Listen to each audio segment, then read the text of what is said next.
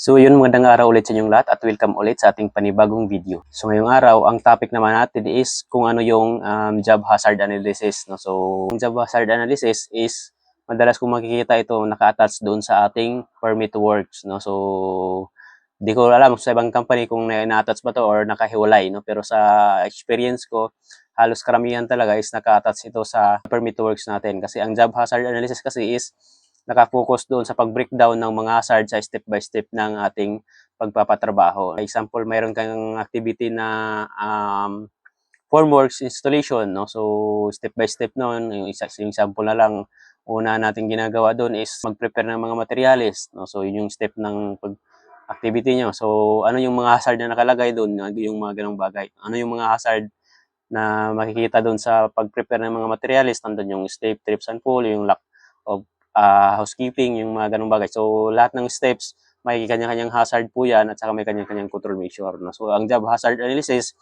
is naka-design para mag-focus or mag-identify, magbigay ng control sa hazard. Sa safety kasi is maraming mga documents na yan. May job hazard analysis, mayroong WMS o yung work method statement, no? So mayroong HIRAC o yung hazard identification, risk assessment and control.